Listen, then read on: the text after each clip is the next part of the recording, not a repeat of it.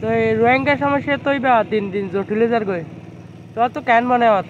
রোহিঙ্গা সমস্যা এবার সমাধান হবে পারলাম না আর বাংলাদেশের অন্তর্বর্তীকালীন সরকারের জন্য বড় আছে ডক্টর ইউনূস ও তো ওয়ার্ল্ড মাযোগ্য নাম করা মানুষ ওর কথা বিদেশে শুনিব তাইলে আমিও কিছু আশা করি ও হারিব মন লাগেন দিল তাইলে আমি কে লাগেন রোহিঙ্গা সমস্যা তারা আবার তারা দেশত আর কারণ মাঝে ফিরাই দিব বলি যেহেতু এর আগেও গত সরকার আমলত তারা আইজে কি বাদে গাম্বিয়া সরকারে এখান মামলা জিলতে হয়ে পারি ওরত তাহলে ইয়ানোর প্রতি যদি একটু দূরতে আর অন্তর্বর্তীকালীন সরকারের প্রধান উপদেষ্টা ডক্টর ইউনূস সাহেব তাইলে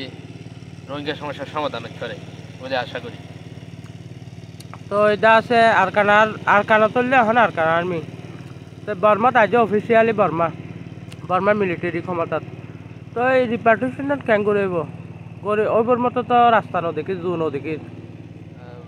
জু বলতে আর যেন 10 লাখ রোহিঙ্গা আছে বেগুন যদি গই যাগই এক কথা মতো রায় যাগই তাইলে নাই মনে করি তারার দেশ হবে বলি এখন আর যে জায়গানত আছি ইয়ার মধ্যে আনার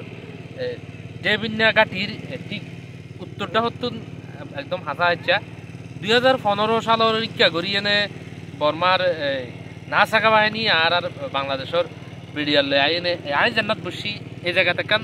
ফিল্ড আসছিল ফিল্ডের মাঝে ভলিবল খেলা আইতো তারা তাহলে তারা এগুলোর না থাকা বলে এগুলো আইতো ইয়াত এই জায়গার মাঝে কি করতো তারা ভলিবল খেলা আইতো বাজার সময় মাঝে তারা আবার একুলে যাইতো দেবিনা ঘাটের নিচে একখান ভলিবল খেলার মাঠ আসছিল ইয়ানোর মাঝে খেলাইতো এই সময় বর্মার জান্তা বাহিনী আর বাংলাদেশের বাহিনীর একখান গুড রিলেশন আসছিল কিন্তু এখন ইয়ান আর নদী কিরান দেখিব তখন জান্তা বাহিনী তো গিয়ে দায় গিয়ে এখন মগবাগি আর কানোর বেশিরভাগ জায়গা দখল করছে বাংলাদেশের সাইডর সীমানা 270 কিলোমিটার পর্যন্ত মগবাগির হাতত যদি আবারও যদি বর্মা সরকার ফিরে আইয়ে তাহলে আবারও তাদের সুসম্পর্ক হইব বলে আমি মনে করি। তো আর যেবার স্বরাষ্ট্র উপদেষ্টা আছে স্বরাষ্ট্র উপদেষ্টাই হইতে সাথে বর্মারও বালা সম্পর্ক রাখকে তারপরে মগবাগিরও যোগাযোগ রাখকে বলে হইতে স্যার তাহলে যোগাযোগ রাখিবার পিছনে হারণ হলে রোহিঙ্গা প্রবলেম এবার সলভ করিবলা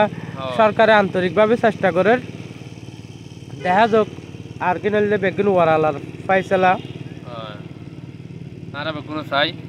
রোহিঙ্গল তারা দেশত তাদের ফিরে গিয়ে কারণ আল্লাহ আর দোয়া কবুল করুক।